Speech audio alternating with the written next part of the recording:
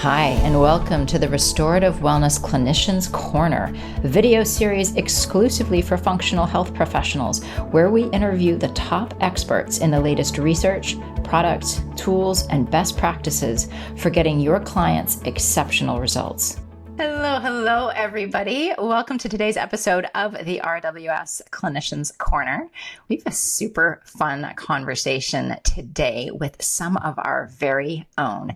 We have Ellen Lovelace and Paige Reagan here with us, and we are going to be doing a deep dive into the research process, which I have to confess, I am terrible at this. So I am really excited to be having a conversation with these two fantastic colleagues and dear friends of mine.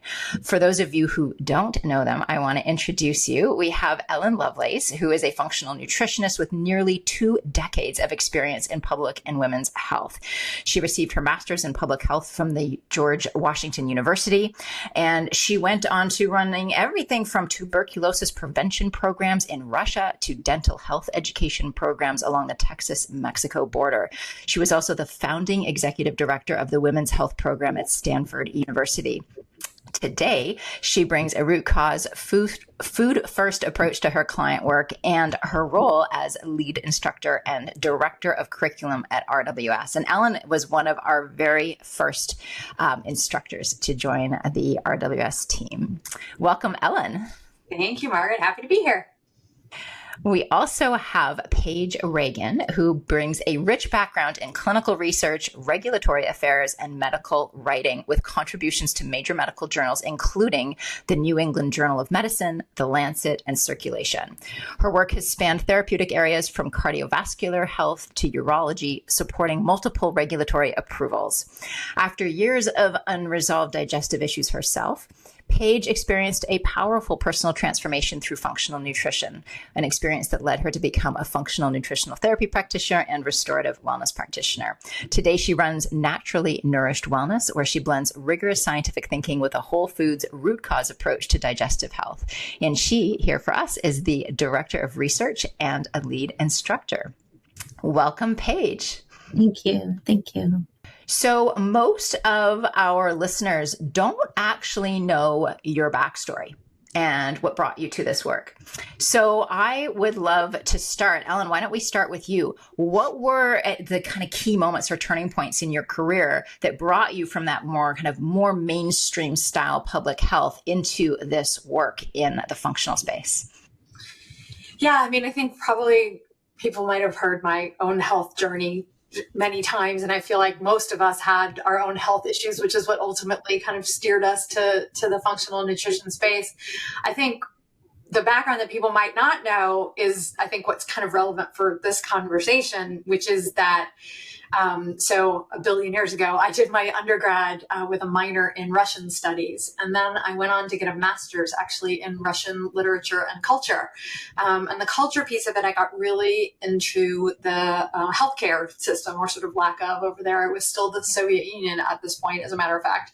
And so I started doing a lot of work with international health nonprofits in the US that were working in what very quickly became the former Soviet Union. I was working right at that exact time.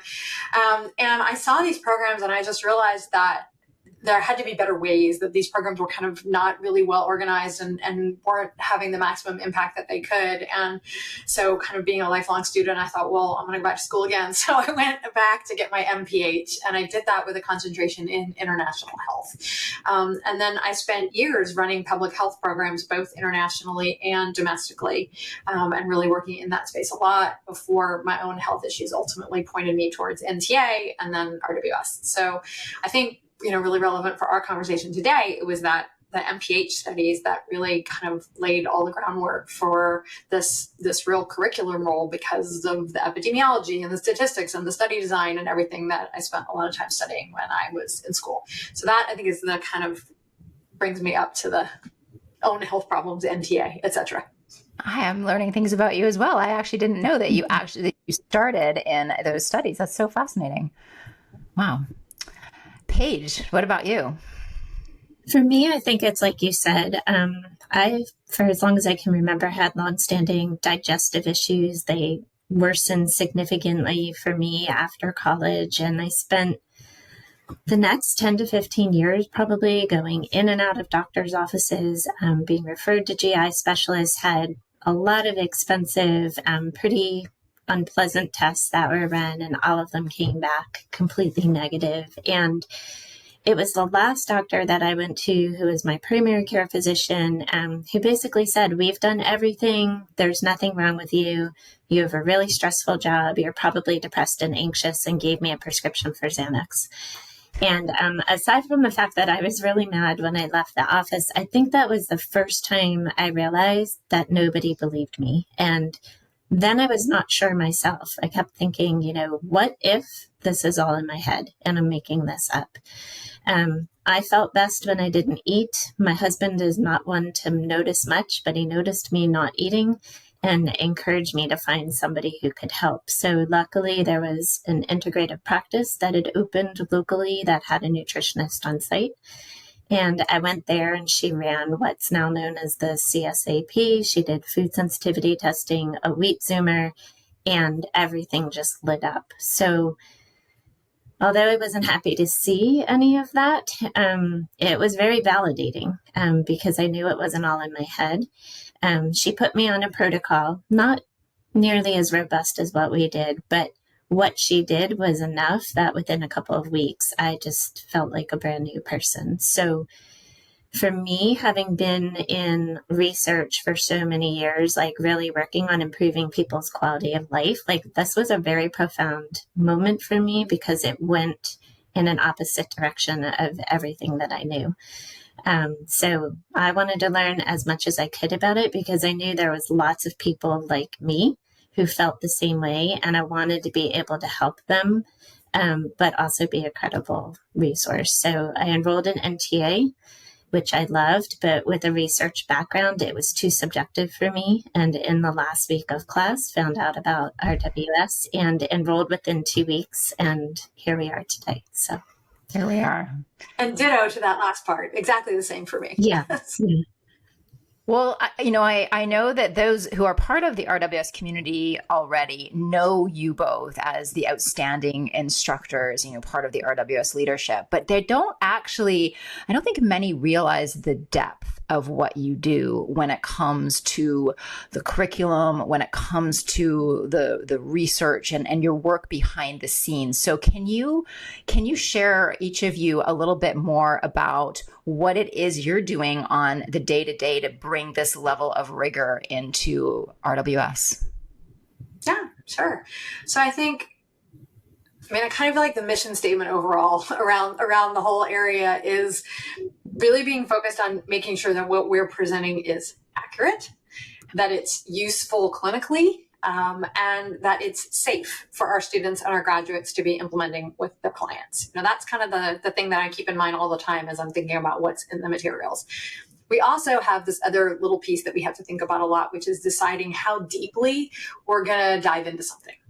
I think about something like iron, which has, textbooks this big written about iron, right? And so we have a few slides. So we always have to make our decisions as to how deeply are we going to go. But with that kind of being the overarching umbrella, the two general areas I feel like where I work the most is, one is when we just come across something. We come across something in continuing studies, or maybe something's brought to our attention by a student that just doesn't totally agree with something the way that we have it presented in the materials. And so then we'll go into a deep dive to try to understand this issue and how we might present it differently or more accurately, or is it fine? That's kind of, I think, the one big area. And then the second bucket is we are coming to the end of a years-long process now to try to revise the RWS curriculum. And the purpose behind that was really to try to add citations and make the materials based as much as we could off of evidence-based research and rely less heavily on clinical anecdote. So that's kind of the areas where we spend our time. And some of it is very planned and structured. We've been working on the clinical mastery citation project now since January with like a very structured flow to the work. And other times it's, oh God, we just learned something quick that looks really different and we need to figure this out. Does it need to be changed in our materials? Thank you for explaining that. And I think something that's really, really important is to understand the nuances of the kinds of decisions that you two are making all the time, right? In terms of, how deep do we go? What is safe? And then what is, where, how, and if we integrate new information into the curriculum. I'm going to unpack that more in a second, but Paige, is there anything you want to add to that? Because your piece of it is also very specific. Yeah, I mean, I think most importantly, I work really closely with Ellen to update that curriculum between the classes and really work to support what she's doing with the curriculum to make sure that everything that we're saying in our classes, in our transcripts, makes sense and can be supported by the literature, which is really important because that's what brings the validity to what we're teaching and what we do. I think another big thing, which a lot of people don't realize is, as Ellen said, we're making changes now to clinical mastery, but there's changes there that have a trickle-down effect into the other levels as well. And then we really have to scramble to kind of understand what's in the other levels and how do we bring that, up to date within that particular level, but make sure it's consistent across. I think that's like a really key piece is that consistency in our messaging. I think another thing that I do too is with you, Margaret, is just really to help you prepare for any speaking engagements that you have by researching topics so that you can build out the content and also make sure that you've got the references to support it when you're out there, like communicating that information. So yeah, I think, one of the things that we are all aware of, but I think just sort of the logistics when you're running a training program is that this field is evolving so quickly. And we don't just do deep dives into one area. We're not just looking at the thyroid, for example, or we're not just looking at mold, if there is a just that you could ever put next to the word mold. But it's a very broad scope. So one piece really influences the other, which is also really the nature that mirrors very, very concretely the realities of working in the functional space. By the very essence of this work, it's not these little silos. It's the big picture. That big picture is pretty darn big. So what I'd love to do is talk through your process. So let's say, Ellen, we've gotten information, let's say a student has brought us something like, hey, did you see this study? How does this fit in? This is different from what you guys teach. What do you think? So what happens next? Yeah, I mean, I think if that happened, and this happens a lot, the first thing that I would do is go read that study. And I'm sure we're going to talk a little bit later here about how do we look at studies and what are we looking for and what are some kind of red flags. But another thing that I will do very often these days, it's probably my first step with just about anything. I used to put it in Google, but I now ask ChatGPT. And the way that I tend to ask it is things like, is there evidence that X causes Y?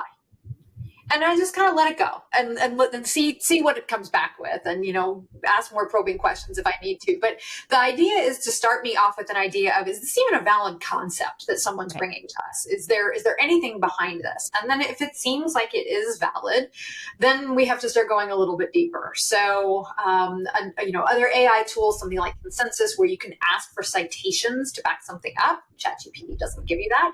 And we can talk about how you look at those citations and what deep diving you need to do once you get that information. Or you can go right to something like PubMed or Google Scholar and then search there. It's like, okay, now I know there is an association between X and Y. So now I can go into those databases and I can start looking for studies that have information about those two things coming together. That's my first step. That's where I start. And then the rabbit holes become endless from there. But that's the first place. And then Paige, maybe you can answer this. How do you prioritize what sources that you go to? Because not all sources are created equal, and are we looking at big databases? Are we looking at PubMed, or lecture notes? I mean, right? There's so many different sources of information. How are we sort of rifling through that and figuring out what makes sense and what doesn't make sense to include? Yeah. So I will say when I was in research, I was really spoiled because in research, you actually have in-house databases that can have really strong search engines that can do a lot of the work for you. But obviously outside of the research space, my preferences are PubMed or Google Scholar. I do have a tendency to focus a lot more on PubMed than I do on Google Scholar for a number of different reasons. PubMed is more biomedical, more health science related, whereas Google Scholar tends to be a lot more interdisciplinary. PubMed is actually also defined through Medline. So Medline is the medical, I think it's the medical literature analysis retrieval system or something like that. And that has very high quality online curated databases where you can actually access like scholarly articles on medicine, nursing, veterinary, whatever it might be. Almost everything in PubMed is peer reviewed. That's not necessarily the case with Google Scholar. The one advantage to Google Scholar is the fact that in search terms, it will come up with books, which is something that you cannot get in PubMed. Another resource I like is the Europe's, it's called PMC or PubMed Central. So that is very similar to the traditional PubMed Central, but it includes a lot of EU references and studies. And then another thing that I tend to go to quite often is a lot of the guidance documents from the regulatory and health authorities. So FDA's Code of Federal Regulations is going to tell you about the laws that are in place for doing manufacture, for doing studies and research. The European Medicines Agency has their clinical and safety guidelines that I reference a lot.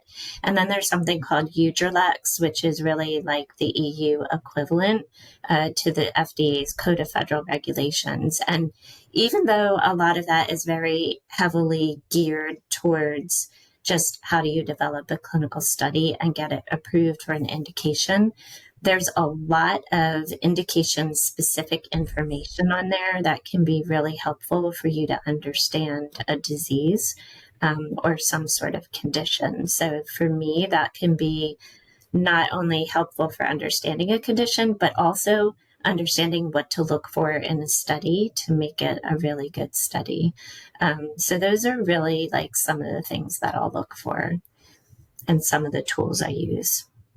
That's fascinating. So just to make sure I understand, because I had not considered going that route. So you're using some of these regulatory resources not only to understand kind of like the nature of the disease, but also, or the disease process, but then to be able to then evaluate other studies to understand what are some of the things that you should be looking for as red flags or green flags in terms of the validity. So that actually goes into another question, which I see Divya has already put in the chat, and it's a little bit further down in my notes, but let's talk, or maybe no, it's right here. It's my next question. Oh, that was good.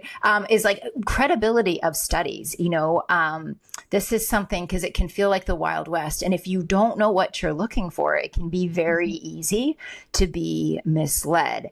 So can you two share a little bit more about some red flags that we need to be looking for kind of universally, given that I'm going to assume most folks in our audience aren't going to be going to the depth of going to a regulatory. I mean, that actually, there's a whole layer of complexity there that I wasn't even aware there was. So this is really opening my eyes as well. But can you share some of the at least starting points for red flags? Yeah, definitely. I think, I don't know that they're always necessarily red flags, but they're sort of like pieces that you want to consider as you're looking at something and trying to evaluate its usefulness. And it's kind of like in order of how I think about things from like weakest to strongest, I think would be the way that I tend to think about it. So the first thing is, Paige mentioned this a little bit about, is it a published article? Like, is it something that has actually appeared in a journal that has been peer reviewed and published? Or is it preprint?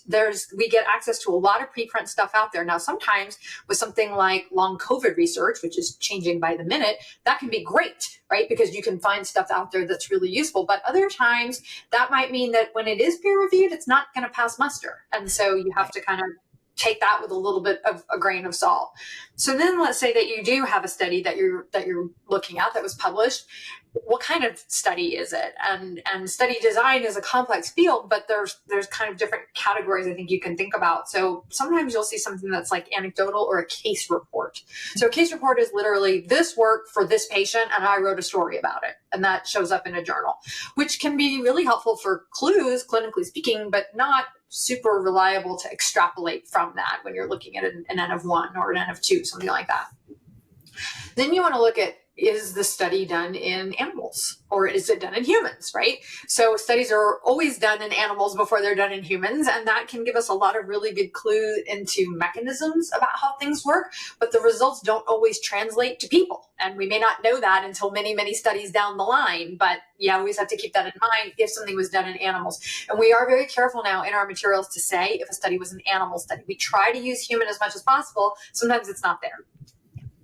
So then after that, you want to think about, okay, well, then what kind of study design did they use? It was in humans. Is it an observational study? So that is where researchers just observed a bunch of people over time, but they didn't intervene in some way. A lot of nutrition studies are like that. They ask people to do recall of, how many times did you eat meat over the last 10 years, right? And so that's very observational. So you can spot trends there, but you can't ever prove cause and effect from something like an observational study. Best standard above that would be randomized controlled trials, or RCTs, right? So that's people being randomly assigned to groups within a study.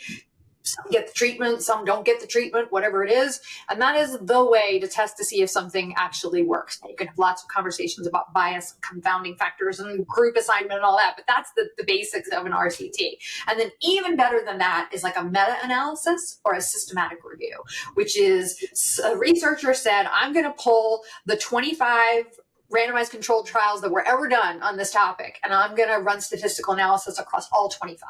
So that helps you really see overall patterns and is the true gold standard. If you can find something like that, you really are looking at the best of the best when it comes to research. So we're always trying to find randomized controlled trials and meta-analyses whenever we can, because it is going to give you the best kind of cause and effect information. But that doesn't mean we don't pay attention to things like observational studies, patterns, and clinical experience, especially in our field, right? Functional nutrition, functional medicine, where things are catching up so much that clinical experience can be really important. A couple other quick things that I would say. Sample size is something that we pay attention to, because you can look at a study that's like really well designed and has awesome conclusions and everything's great, and then you realize they did it on 10 people. So there's not a lot of power to apply that across an entire population if they looked at 10 people. And then I think funding, and that is a whole hot button issue about who pays for a study, but trying to understand if the person who paid for the study has some sort of vested interest in the outcome. I think that's another kind of red flag that we keep an eye on. So not all of those are flags necessarily, but they're all pieces that you want to be keeping in mind when you're trying to evaluate the usefulness of something. We have some of these scenarios, right, where you only have, research done or, trials done on animals. We don't know how they translate. And we see here, Molly's asked a great question about, even within humans, you have a lot of research has been done on men only and no females. So can you speak a little bit, maybe Paige speak to this about how confident can we be, or how do we move forward with the grain of salt? Like, what does that actually look like in practice? Clinicians Corner podcast is sponsored by Restorative Wellness Solutions, the premier clinical training program for health practitioners who want to learn how to finally get to the root source of their clients' health concerns and help them reverse complex health challenges and chronic illness. You can't afford to keep guessing. Your clients can't afford it either. Today's clients are sicker than ever before. Their health histories are more complex than ever before. And you simply can't deliver the results they crave or build the practice you desire without the right clinical skills. Enter Restorative Wellness Solutions' foundational course, Mastering the Art and Science of Gastrointestinal Healing. Our clinically proven, systematic approach to restoring balance within the body that has helped over 1,000 practitioners transform their clients' lives, grow their business, and change the way health is delivered. In less than 12 weeks, you'll develop the clinical skills and confidence you need to help your clients feel better, faster. Learn how to work with advanced lab testing to identify food sensitivities and imbalances within the gut. Craft custom targeted protocols that truly resolve your clients' gut issues, and work safely and effectively with supplements to deliver consistently life-changing results. Visit masterguthealing.com to apply today. Yeah, I mean, I think the big question you have to ask with any study, especially when it's an animal study, is whether or not the population that you're looking at is similar to the one that you're looking to make some sort of statement about. I mean, oftentimes the population is not going to match exactly. That's just the reality of research. But as long as it's not so homogenous that the results are not going to translate well, then it is something that you can consider, right? It might not be spot on, but you can consider it as part of your thought process.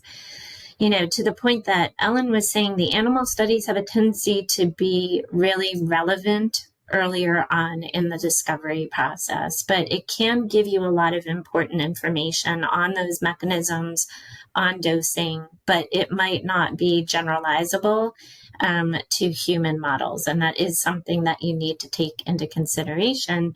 You also want to think about what type of animal studies are being done. I mean, obviously, a study done in a human equivalent model like a primate is going to be more relevant than a rat model, right? And that's something that you need to think about. And to the point Ellen made, like, we've really been trying to make every effort possible to support our transcripts with human data, but where we can't, but there's still evidence in the literature that it's coming from an animal study, being very transparent that that's where it's coming from, not making the statement and have somebody go to the article and discover that it was done in mice, right? Which is a little bit misleading.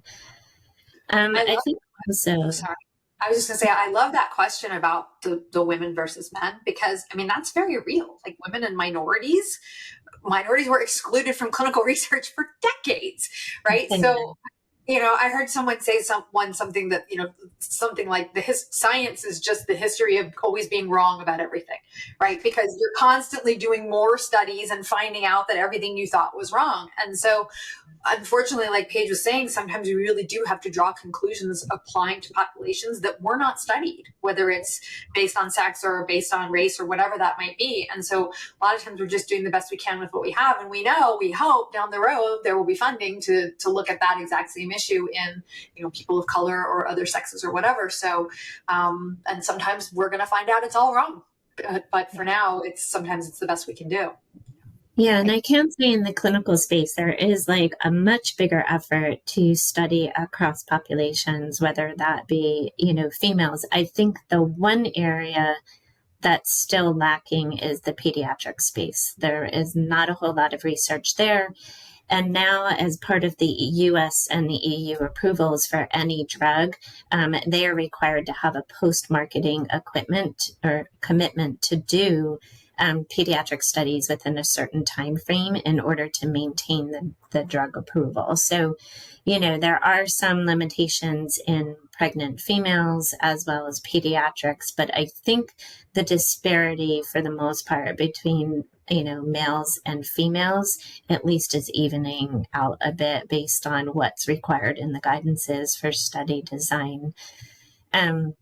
But I also think another big thing to look at when you're thinking about studies where the populations don't match is, you know, are the results actually, can they be scaled up to what's considered to be real world care, right?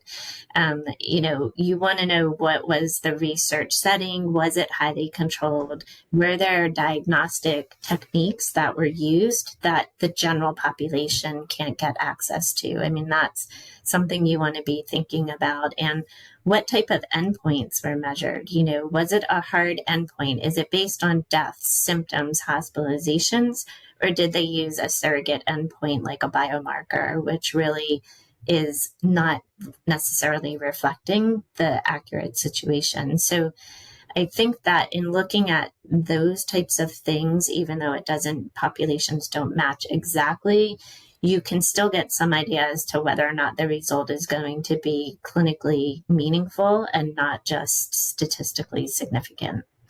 And I think you always have to read past the abstract, and that comes back to some of the things that we were talking about how can you get access to some of these studies. But a lot of the times, the things that are going to lead you to your conclusion about if this is really something that's powerful or applicable is not in the abstract. The abstract is the headlines, right? So you have to read into the study design. You have to read all of it. And there's always a paragraph in any good study, it's usually towards the end, about their limitations. And they will tell you, like, here's the potential biases that were in this study. Here's the things we didn't control for. Here's the reasons why our results might not be applicable to this population or that population. That's always there. You got to get to it. Yeah, dig for it.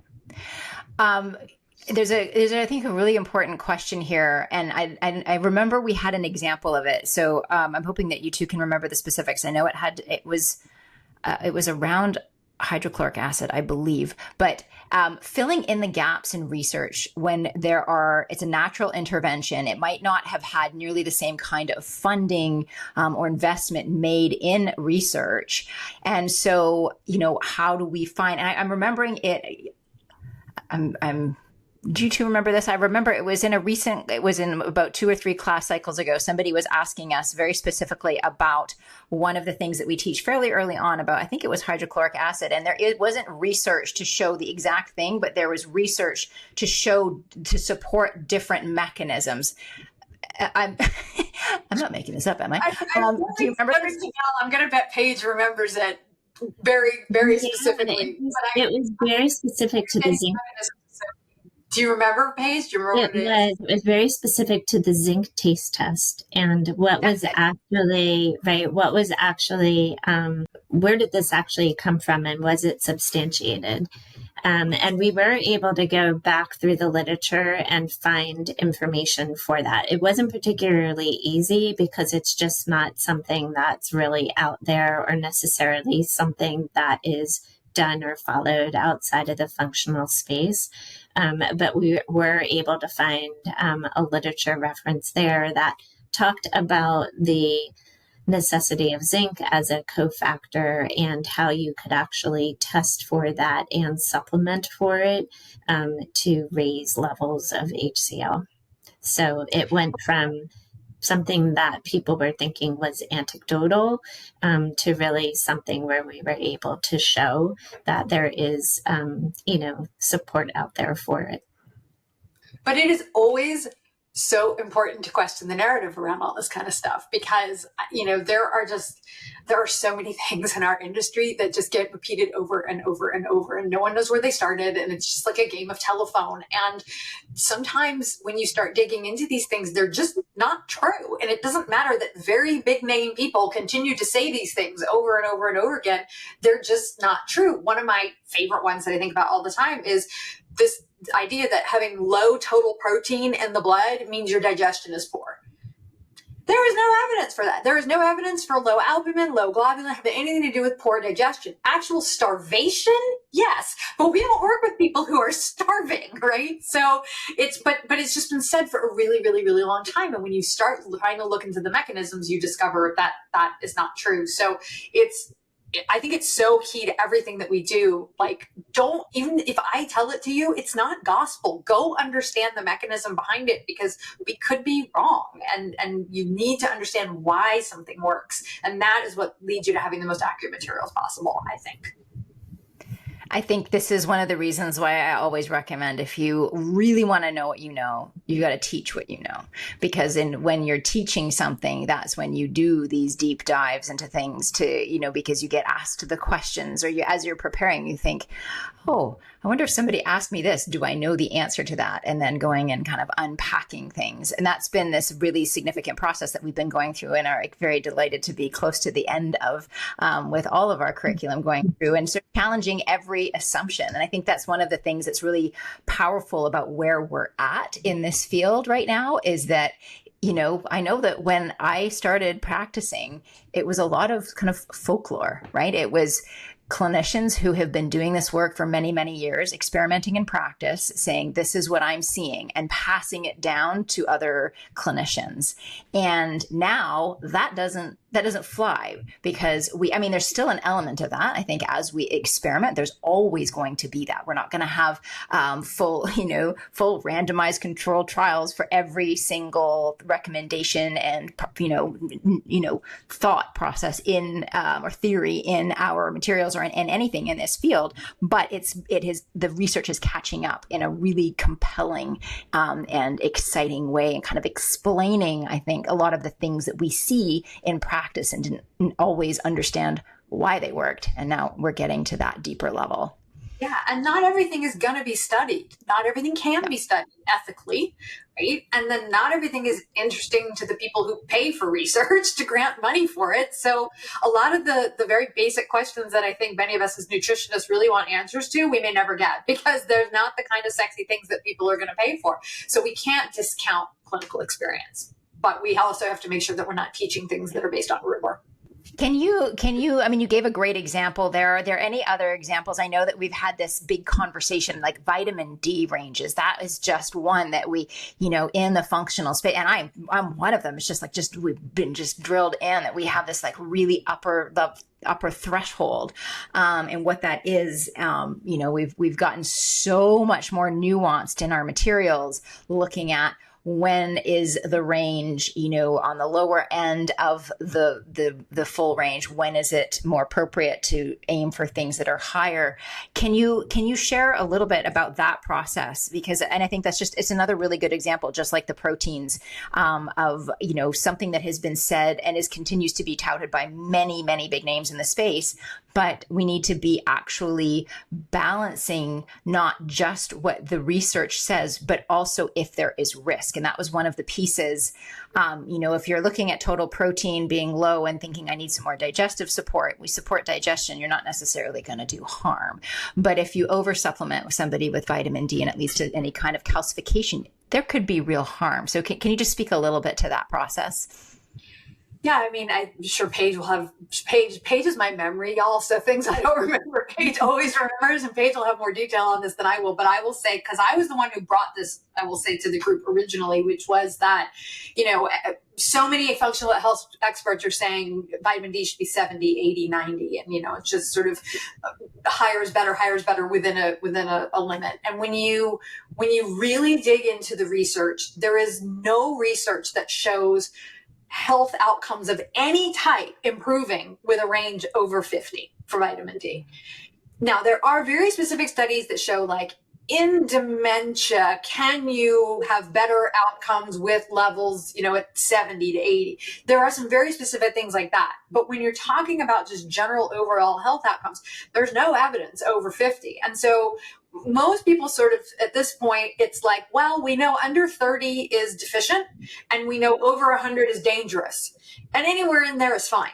So, we've had to come up with a range that's supported by the literature of, well, we feel like 30 to 50, based on everything that we've learned, is a very reasonable range, unless you're talking about autoimmunity, mold and other toxins, things like that. Paige, did I miss anything on that?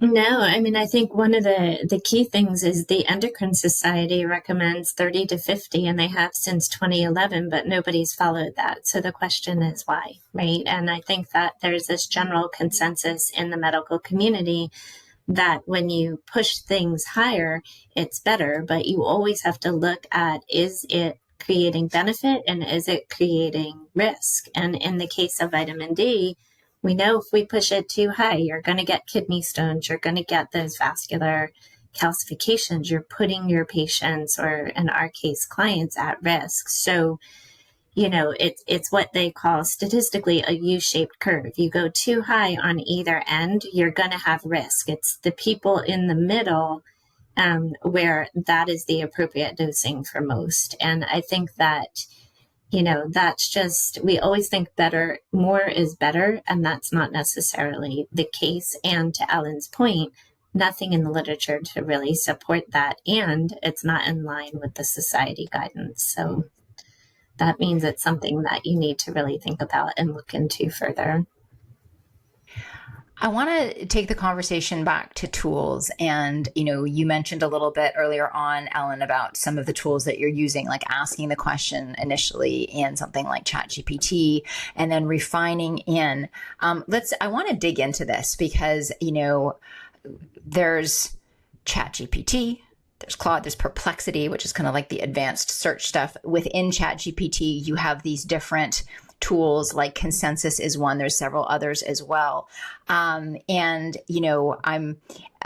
little spoiler alert, in my solo cast I'm going to do next in the next couple of weeks for that episode of the Clinicians Corner. I want to unpack this because one of the things I've noticed just personally is if I know a lot about something and I plug the question into one of these resources, then I can really understand. I can be like, oh, yeah, that makes sense. That makes sense. Wait, that makes no sense. You know what I mean? Like, I have the context to be able to decipher.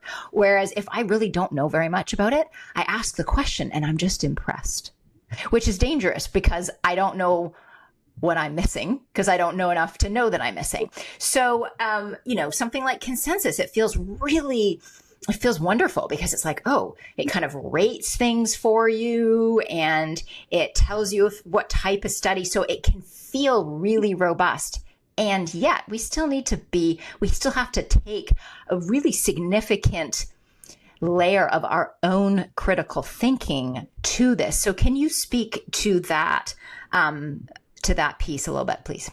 I think it is such a good point that they've been talking about this a lot recently, that I guess ChatGPT and some of these other models have recently been rewritten so that they want to make you happy and they flatter you a lot more and do things like that. And so if you can ask the question in a way that isn't leading, and I know that can be hard to do, but one of the things that I will like to do is I will ask the question and I'll hold back well, what about this? And let it give me the answer, and then come back and go, you're telling me this, but I saw something over here that says this. Can you speak to that?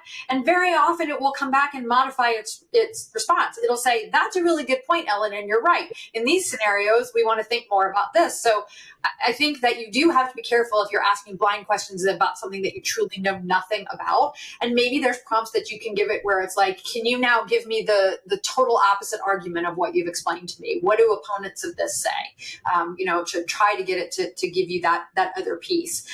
I think that, the only other thing that I'll say about it is that whatever you're using, Consensus, Scholar AI, Scholar GPT, whatever you're using, just because it gives you a reference, don't believe it. You need to go click that reference, or if it's not clickable, you need to go search for it somewhere else by the author name, keywords from the title. You have to find it because sometimes it doesn't exist. Frequently, it doesn't exist. Or frequently it exists, but it's totally not about the thing you asked about. Like, not even related in any way, shape, or form, even though it really is a real journal article. So yeah, you have to challenge these tools and you have to do your due diligence on anything that it tells you, to your point, Margaret, for sure. Is there a use case? One of the questions asked earlier is, there's so much jargon in some of these, a lot of these research papers. And if you're not used to speaking in that language that is far beyond clinical in many cases, it becomes so incredibly technical. Is there a use case for taking a study and plugging it into one of these, like a ChatGPT or one of these, and having it help you understand it? Definitely. I think you could do that. You just have to be really careful about the interpretation because you can't always trust what the AI is telling you. But I also admittedly have the 180-degree opposite approach when it comes to looking for research than Ellen does. And I think that's why we complement each other so well, is because when she finds something that I can't, or vice versa. But for me, I always put everything, I use AI very differently than what Ellen just described. So I always put everything into a Google search engine. I'll put keywords or my research question into the Google search engine with PubMed at the end. And it will actually provide me a list of results that are in relevant order. And I will scan through the snippets to see if what I'm looking for might be there. And if there's something that's interesting to me, I will open it. And the first thing I read is the abstract, because I want to make sure that it's even remotely related to what I'm looking for. And if so, I read the introduction. And then I go right down to the discussion and inclusions or conclusions. And then if needed, I work backwards and go through the results section.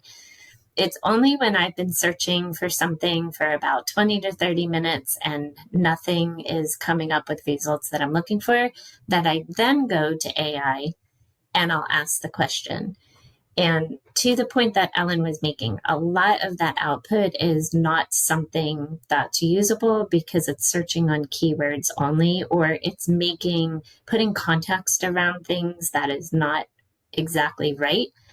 But a lot of times when I read the output, it kind of sparks an idea like, oh, I could go back and do this kind of search. And then a lot of times I'm successful that way. And then I know if I go back and do that kind of search and I still can't find something, it's probably not out there. And then we kind of need to rethink things and move in another direction. So for me personally, I use it very differently. I'd never use it as a first pass. I'm always using it as like a second pass when I can't find what I'm looking for. I do think it can be asked to like interpret data, but again, in those cases, I think it's helpful to know a little bit about data so that you're certain that what it's telling you makes clinical sense or statistical sense, depending upon what you're asking. And I do think that anytime you have something that you're trying to understand that's above your head about anything, I think it's a really good tool for that. You know, can you explain the key points from this? Can you explain this to me like I'm a lay person?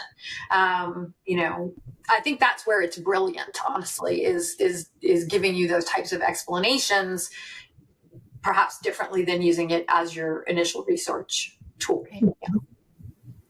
What about, Emma asks a question here that I know I often think about is the statistics, right? So much of this is about statistics, and we know the statistics can be manipulated heavily and they can sound so impressive.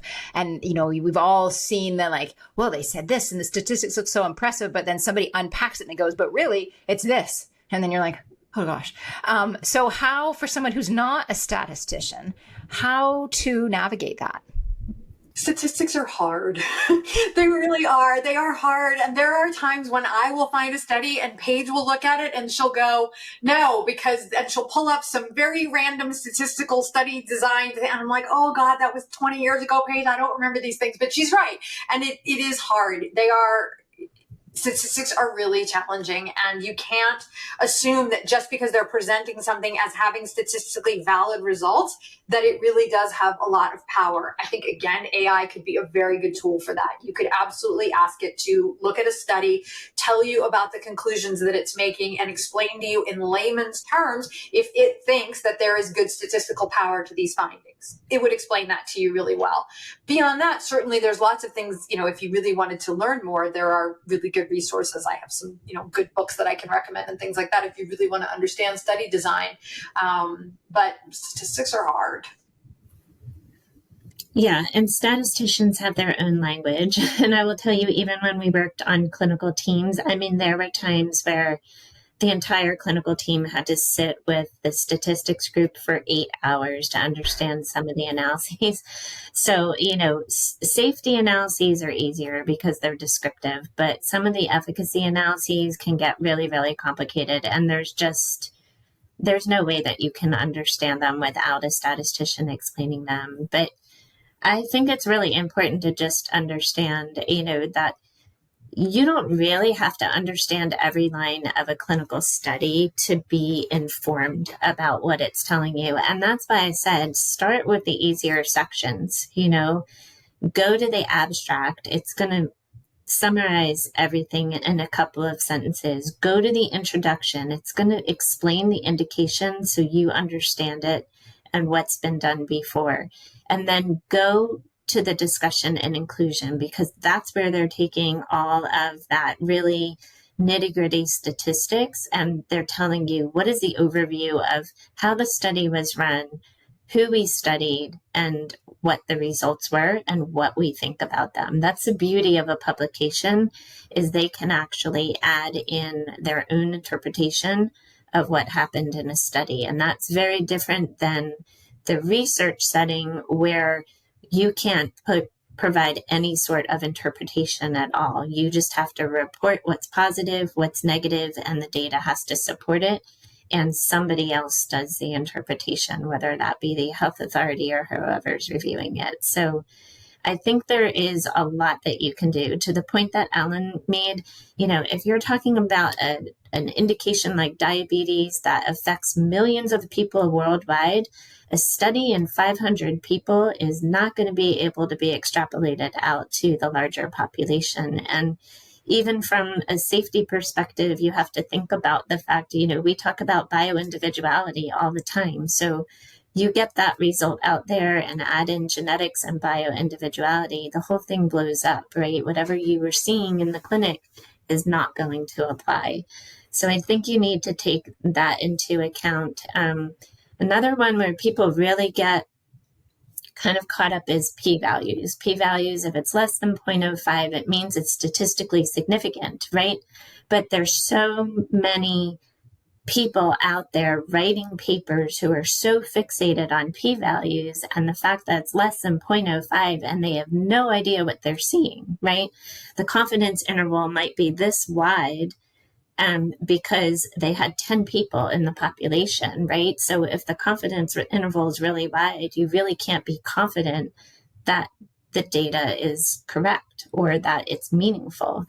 And if confidence intervals just made your eyes glaze over and you don't have any idea what those things mean, that's where something like ChatGPT or something like that could be useful. I think another thing that can be really useful, we all get very caught up into what is this study saying? Are there any other studies out there saying the same thing? Because if you've got one study that says something and 97 studies that say something else, that study, probably there's something going on in it. And even if you can't identify exactly what the thing is, I would have a lot less confidence in that than if you can find 5 other studies that replicate the exact same finding. So, use the mass that's out there to your advantage and don't get too hung up on one individual study. I think that is such a good sort of reality check too. And I think that's also something to remember when you're scrolling Instagram or whatnot and you see some like big headline of like, yes, but, and the very controversial, and this study has shown, and it's always take that into context. I think the more that we as practitioners and thought leaders, because really we are with our clients and our communities, the more that we can take the responsibility to not just share a thing, but go read the thing, seek to understand what is actually being shared in that study, whether this comes as a news headline that your client brings to you now scared of eating eggs or whatever the news headline is that, then have to kind of go through, or if it's from somebody that you really respect online and they say, oh, this new study, I think it's important to not just take it at face value, even if maybe especially if it's somebody that you respect,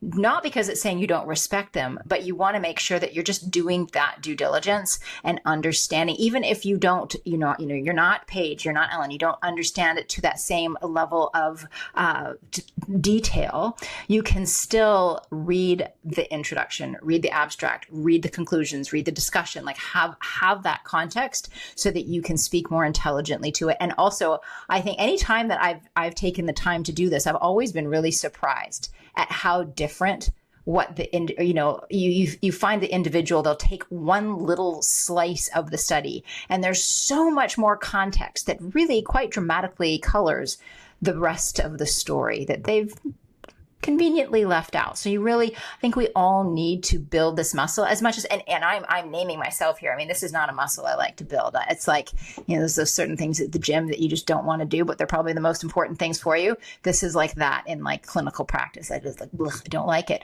but it's so important for all of us to get good at this.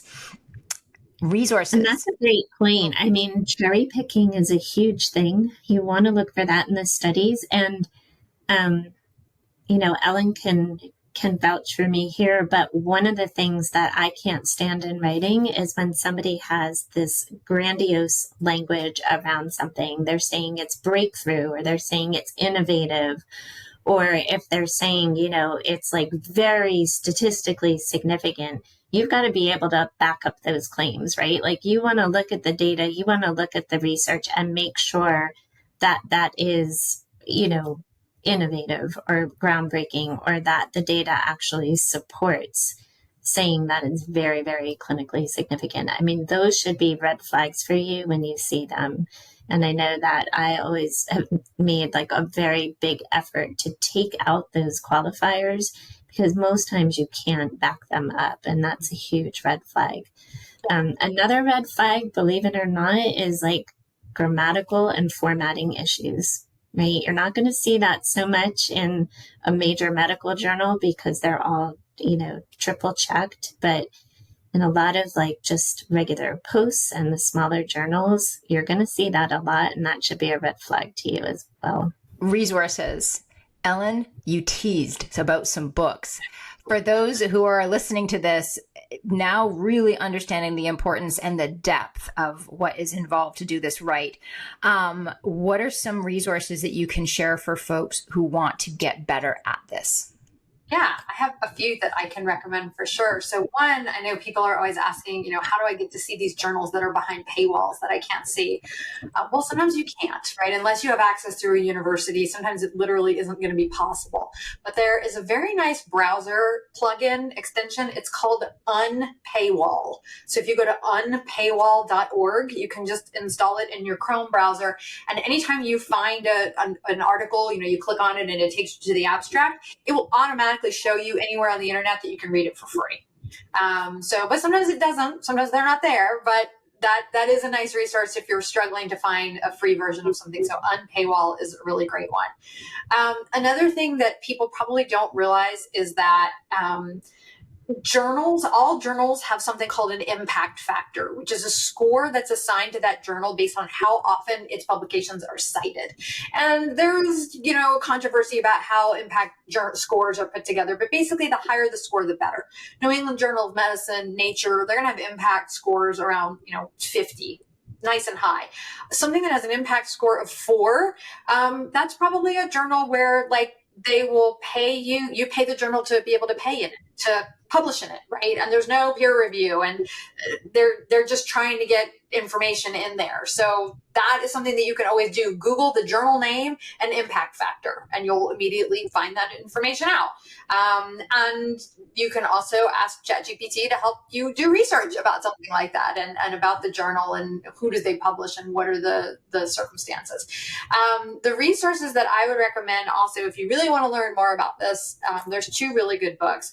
One is called The Craft of Research. The main author's name is Booth. It's Booth and a whole bunch of other people, but The Craft of Research is a really good book.